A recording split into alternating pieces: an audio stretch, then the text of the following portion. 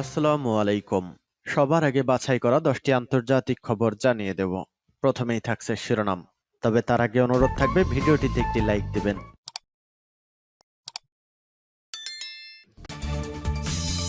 পুরোদমে ইসরায়েল ফিলিস্তিন যুদ্ধ চলছে, জানিয়ে দেব আমাদের হাতে থাকা সর্বশেষ গুরুত্বপূর্ণ আপডেট। আন্তর্জাতিক সংবাদ, সিরিয়ায় আবারও ইসরায়েলি হামলা, কয়েকটি ক্ষেপণাস্ত্র আকাশেই ধ্বংস। এতে হতচকিত হয়ে পড়েছে ইহুদিবাদী বেঞ্জামিন নেতানিয়াহু, দিশেহারা পশ্চিমা কট্টরপন্থী যুক্তরাষ্ট্র। এরপর জানিয়ে দিব চলতি বছরে পশ্চিম তীরে 5 শতাধিক ফিলিস্তিনিকে হত্যা করেছে ইসরায়েল। আরো জানিয়ে দেব গাজায় ফের ভয়াবহ বিমান হামলা, ইসরায়েলের নিহত শিশুসহ 110। এবং জানিয়ে দেব একতরফাভাবে কয়েকজন বন্দীকে মুক্তি দেবে হামাস। এবং জানিয়ে দিব শত শত ফিলিস্তিনি শিশু ধরে নিয়ে যাচ্ছে ইসরায়েল। সর্বশেষ জানিয়ে দিব তাইওয়ানের নির্বাচনে হস্তক্ষেপ, চীনকে সতর্ক করল যুক্তরাষ্ট্র। শুনছিলেন সংবাদ শিরোনাম, এখন বিস্তারিত। তবে তার আগে অনুরোধ থাকবে ভিডিওটিতে একটি লাইক এবং কমেন্টস করে জানিয়ে দিন আজকের এই ভিডিও সম্পর্কে আপনার মূল্যবান মতামত।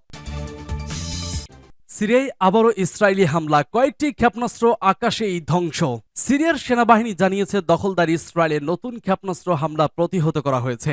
আজ সেনাবাহিনীর এক বিবৃতিতে বলা হয়, গতরাতে স্থানীয় সময় 10টা 5 মিনিটে কয়েকটি ইসরায়েলি জঙ্গি বিমান গোলান এলাকা থেকে রাজধানী দামেস্কের আশেপাশের বিভিন্ন এলাকা লক্ষ্য করে কয়েকটি ক্ষেপণাস্ত্র নিক্ষেপ করে। এসব ক্ষেপণাস্ত্রের কয়েকটি আকাশেই ধ্বংস হয়েছে। ক্ষেপণাস্ত্র প্রতিরক্ষা ব্যবস্থার সাহায্যে এসব ক্ষেপণাস্ত্রকে ধ্বংস করা সম্ভব হয়েছে বলে বিবৃতিতে উল্লেখ করা হয়। সিরিয়ার গোলান এলাকার একটি অংশ ইসরায়েল এখনো দখল করে রেখেছে।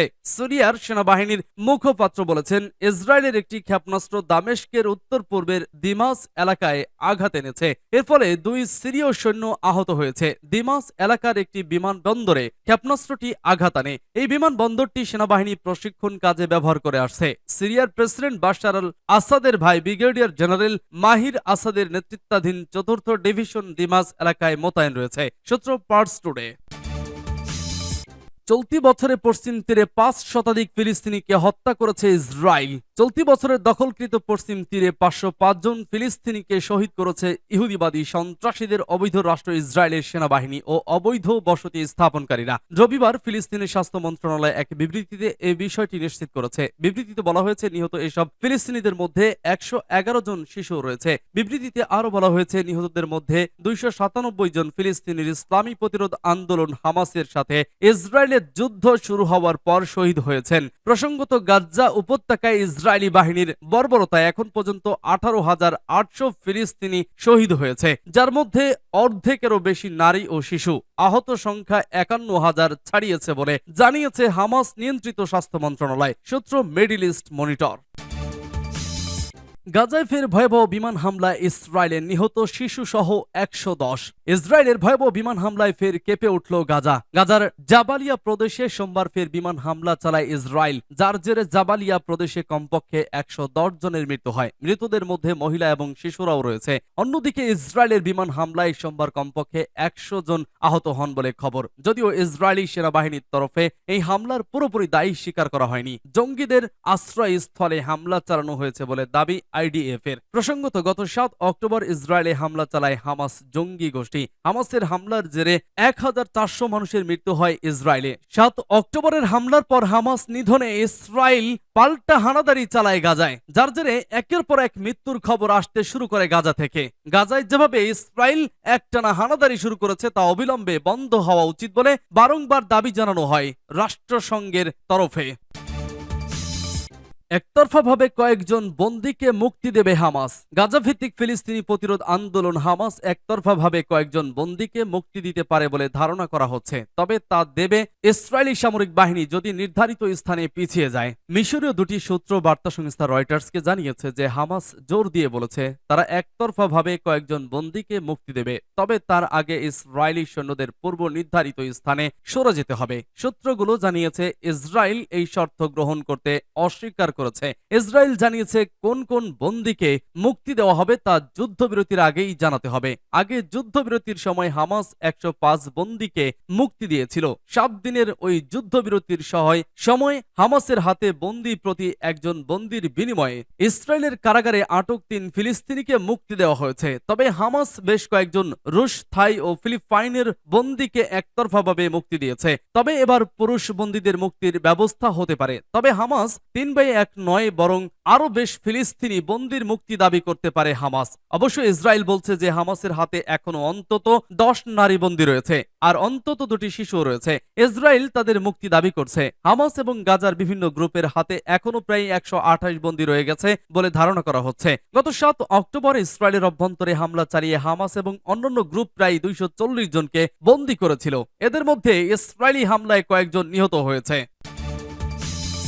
শত শত ফিলিস্তিনি শিশু ধরে নিয়ে যাচ্ছে ইসরায়েল। অবরুদ্ধ গাজা সহ পশ্চিম তীরে ভয়াবহ বোমা হামলা চালিয়ে যাচ্ছে ইসরায়েল। পাশাপাশি তাদের স্থল বাহিনী শত শত ফিলিস্তিনি নারী ও শিশুদের ধরে নিয়ে গিয়ে বিনা বিচারে ইসরায়েলের কারাগারে বন্দী করে রেখেছে। অধিকৃত পশ্চিম তীরের বেতেলহেমের একটি বাড়ি। এই বাড়িতে মায়ের পাশে বসে চোখ ডলে ঘুম তাড়ানোর চেষ্টা করছিল ইয়াজেন আল হাসনাত। প্রায় 5 মাস আগের এক ভোরে অভিযান চালিয়ে মাত্র 17 বছর বয়সী এই ছেলেটিকে বাড়ি থেকে ধরে নিয়ে যায় ইসরায়েলি সৈন্যরা। সম্প্রতি হামাসের সঙ্গে জিম্মি বিনিময়ের সময় তাকে মুক্তি দেওয়া হয়েছে।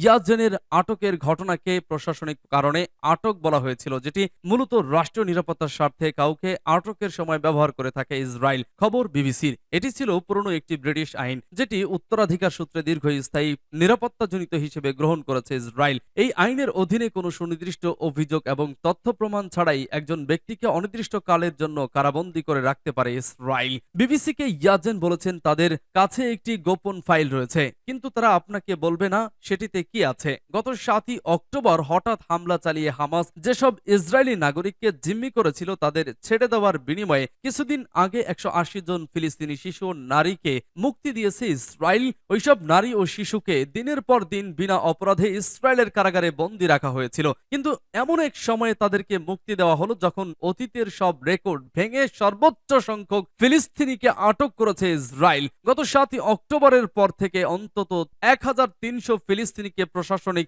আটক করা হয়েছে, যেটি গত 30 বছরের মধ্যে সর্বোচ্চ। সব মিলিয়ে এই আইনের আওতায় 2800-ও বেশি ফিলিস্তিনি এখন ইসরায়েলের কারাগারে বন্দী রয়েছে। ইয়াজেনকে যখন মুক্তি দেওয়া হয় তখন তার পরিবারকে সতর্ক করা হয়েছিল এই বলে যে তারা যেন কোনোভাবেই প্রকাশ্যে কোনো উদযাপন না করে বা গণমাধ্যমের সঙ্গে কথা না বলে। একই ধরনের নির্দেশনা দেওয়া হয়েছিল আরও 2 কিশোরের পরিবারকে, যারা বিবিসির সঙ্গে কথা বলেছেন। এই 3টি পরিবারই জানিয়েছে যে তারা প্রশাসনিক কারণে আটক এর বিষয়টি সবার সামনে তুলে ধরতে চায়। ইসরায়েল বলেছে যে তাদের এই আইনের ব্যবহার আন্তর্জাতিক আইনের সঙ্গে সংগতিপূর্ণ এবং সন্ত্রাসবাদের বিরুদ্ধে লড়াই করার জন্য প্রয়োজনীয় একটি প্রতিরোধমূলক ব্যবস্থা।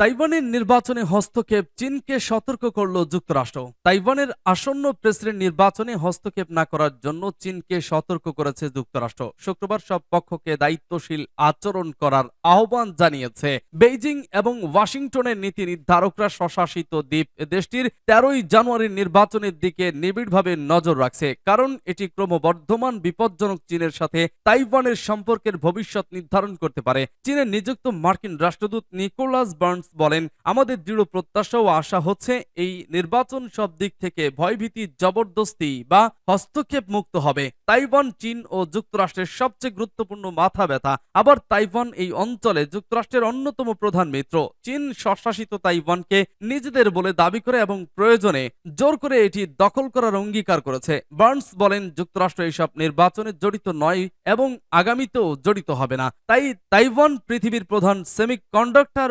উৎপাদনকারী দেশ এবং তাইওয়ান প্রণালী বিশ্বব্যাপী বাণিজ্যের জন্য একটি গুরুত্বপূর্ণ শিপিং বা বাণিজ্য রোড। রাষ্ট্রদূত বার্নস উল্লেখ করেন, চীন ইন্দো প্রশান্ত মহাসাগরীয় অঞ্চলের সবচেয়ে ক্ষমতাধর শক্তি হতে চায়। উদাহরণ হিসেবে তিনি দক্ষিণ চীন সাগরে তার সাম্প্রতিক ক্রিয়াকলাপের কথা উল্লেখ করেছেন। তিনি বলেন, যুক্তরাষ্ট্র ও চীন তাদের সামরিক ও অর্থনীতির ক্ষেত্রে প্রতিযোগিতামূলক সম্পর্কের মধ্যে রয়েছে। তবে বার্নস অর্থনৈতিক জায়ান্টদের একমত হওয়ার কথাও উল্লেখ করেছেন। বিশেষত নভেম্বরে 2 দেশের রাষ্ট্রপতি জো বাইডেন এবং শি জিনপিং এর মধ্যে বৈঠক অনুষ্ঠিত হয়েছে। দুই নেতার সামরিক যোগাযোগ পুনরুদ্ধার এবং ফ্যান্টানেল ড্রাগ বাণিজ্য মোকাবেলায় সম্মত হন। বার্নস দুই দেশের জনগণের মধ্যে সম্পর্ক জোরদার করার আহ্বান জানিয়ে বলেন, 6 বা 7 বছর আগে চীনে 15,000 আমেরিকান শিক্ষার্থী ছিল। গত বছরে এই সংখ্যা 350 জনে নেমে এসেছে।